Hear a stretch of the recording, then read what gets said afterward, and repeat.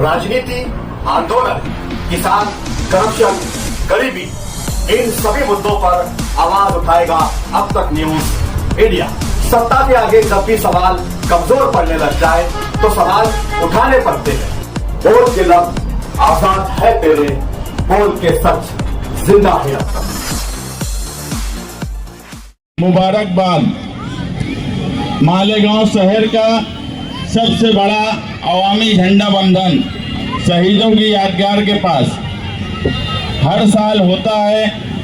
आप लोग यहाँ आते हैं, खास तौर से नौजवान तबका बड़ी तादाद में यहाँ आता है और आज़ादी का जश्न मनाता है। हम देख रहे हैं कि मुल्क के हालात पिछले कई सालों से एक रंग में रंगे हुए हैं, मगर इस मुल्क में हमेशा से किसी भी मजहब के मानने वाले हो, इस मुल्क की मिट्टी में हमेशा तिरंगी ही सोच रही है।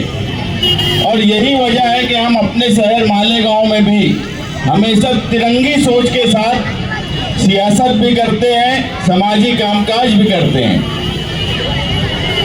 अगर कभी कोई सरकारी दबाव आता है या कोई सरकारी ऐसा फरमान आता है जो जमहूरी निजाम के खिलाफ हो, तो हम उसके खिलाफ भी होते हैं और यही चाहते हैं नौजवानों से कि इस मुल्क का नौजवान जिस तरह से एक ऐसी सरकार जो ब्रिटिश सरकार से भी ज्यादा अपने आप को ताकतवर मानने लगी थी, वो सरकार झुकी। और यही आज़ादी के, इस आज़ादी के जश्न में जो 80वां आज़ादी का जश्न हम मना रहे हैं, इसमें एक बड़ी खुशी की बात यह है कि एक तानाशाह सरकार, तानाशाही तो अंग्रेजों की नहीं चली, तो तानाशाही किसी भी सरकार की नहीं चल सकती इस मुल्क में।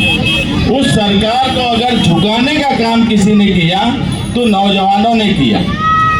और हमारे अपने शहर में भी हम देख रहे हैं कि फिरका परस्त हमेशा किसी न किसी बहाने हमें टारगेट करते हैं। हमें डरने की जरूरत नहीं, मगर होश से काम लेने की जरूरत जरूर है। नौजवान तबका, आज का जो नौजवान है, ये हुल्लड़ मस्ती तो जरूर करता है, मगर सोचने की ताकत हमसे ज्यादा है उसकी। वो हमसे ज्यादा इसलिए भी सोचता है कि वो दुनिया नौजवानी की उम्र में ही पूरी दुनिया उसके हाथ में है और वो देख रहा है। अब वो जमाना चला गया कि फला शहर में तरक्की हो रही है तो वो सुन रहा है, अब वो देख रहा है और वो भी चाहता है कि उसके शहर में भी तामीर और तरक्की भी हो और किसी दबाव के बिना रहा जाए। अभी एक वाकया खानकाह बरकातिया का हुआ। सच बात यह है कि जिस तरह से कार्रवाई की गई, अगर कोई ये बोले कि पुलिस जूता चप्पल उतार के आई थी, अरे तो उसको जूता चप्पल उतार के ही आना था। कार्रवाई क्यों की गई, क्या वजह थी, ये जानने का हक हमें इस मुल्क की आज़ादी में 15 अगस्त 1947 को ही मिला। हम इस मुल्क को छोड़कर नहीं गए। अगर कोई हमारे घर में भी आता है तो हमें ये हक हासिल है कि वो हमारे घर में क्यों आया है। वो सरकार हो, सरकार की कोई एजेंसी हो, पुलिस डिपार्टमेंट हो, ये तो मस्जिद का सवाल था। इतना तो हक हमको इस शहर में है कि कोई हमारे शहर में, हमारी मस्जिद में आता है तो मैं आज़ादी के मौके पर भी प्रशासन से यही कहूँगा कि पंचनामे की रिपोर्ट देना चाहिए, क्योंकि ये हमारा हक है और ये हक हमको इस आज़ादी ने दिया है, ये हक हमको गांधी ने दिया है, ये हक हमको बाबा साहब अम्बेडकर ने दिया है, ये हक हमको भगत सिंह ने भी दिया है, अशफाक उल्लाह खान ने भी दिया है और मौलाना अब्दुल कलाम आज़ाद ने भी दिया है, मौलाना मोहम्मद अली जौहर ने भी दिया है, टीपू सुल्तान ने भी दिया है। बोलने का मतलब ये है कि आजादी का जश्न मनाते मनाते अपने हक के लिए लड़ना भी सीखो। और नौजवान अगर अपने हक के लिए नहीं लड़ेगा तो ना इस शहर का भला हो सकता है, ना इस मुल्क का भला हो सकता है। आपने देखा होगा कि दिल्ली के जंतर मंतर पर नौजवानों की एक बड़ी तादाद थी। ये भी बिल्कुल सच है कि वो रील भी बनाते थे, आंदोलन भी करते थे, मगर सब कुछ करते हुए, धींगा मस्ती भी करते थे, मगर सब कुछ करते हुए उन्होंने अपनी मांग और अपनी लाइन से वो हटे नहीं। और मालेगांव के नौजवानों को भी अब ये सोचना पड़ेगा कि उनकी लाइन क्या है, वो किस लाइन पे काम करना चाहते हैं, वो शहर को किस तरफ ले जाना चाहते हैं। शहर की रहनुमाई और शहर की लीडरशिप किनके हाथों में देना है, ये नौजवानों को तय करना है। कौन उनके बारे में मुस्तकबिल का बेहतर सोच सकता है, कौन उनको खुल के आजादी के साथ जीना सिखा सकता है, कौन उनको डराकर और हिकमत अमली के नाम से इस शहर में दबाने का काम करता है, ये नौजवानों को सोचना है। हम आजाद मुल्क में रहते हैं, हम कभी भी कोई भी काम जो कानून है, जो सरकार बनाती है, हम कभी उसके खिलाफ नहीं जाते।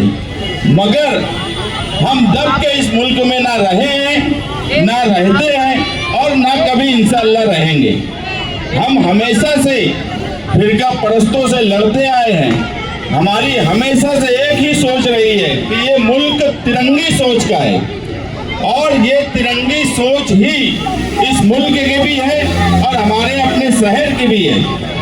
इसलिए आप लोग अपने शहर के बारे में सोचिए, मुल्क के हालात को देखिए और आपका बेहतर मुस्तकबिल इस शहर में कौन दे सकता है, इस पर सोचिए। आपके सामने सब कुछ खुला हुआ है। आपके लिए अब कोई आकर आपको बोलेगा या कोई आकर बड़े बड़े भाषण देगा, तकरीर करेगा तो आपको समझेगा, ऐसा नहीं है।